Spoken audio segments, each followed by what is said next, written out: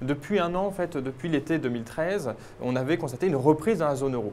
Et là, cette reprise a marqué le pas dans l'ensemble de la zone euro. Mais ce qui est effectivement très étonnant, c'est que, y compris en Allemagne, on a vu un ralentissement de la reprise. Dans ce contexte, on pense qu'au contraire, il vaut mieux aller sur les actions européennes. Et c'est un vrai paradoxe. Hein.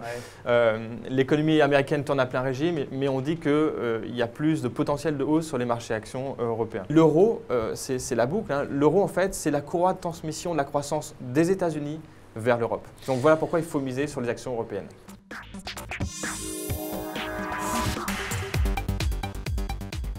Les épargnants français ont besoin de retrouver du rendement dans leur épargne. Et aujourd'hui, un des moyens de retourner vers le rendement en termes d'épargne, c'est de retourner vers les actions. Les produits structurés sont une manière de gommer d'une certaine manière ce risque-là en atténuant le risque en capital. Quand vous détenez une action, par exemple, vous pouvez percevoir des dividendes. Si vous choisissez bien votre action, vous allez percevoir des dividendes. Dans le cas des produits structurés, vous n'allez pas percevoir de dividendes. Les dividendes vont ici alimenter en fait le mécanisme du produit.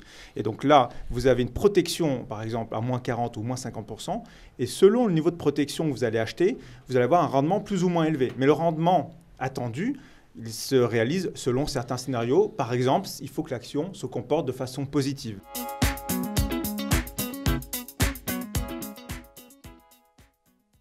En fait, je prendrai un jeu, la manière dont nous voyons les marchés, c'est un petit peu comme un jeu de Mikado.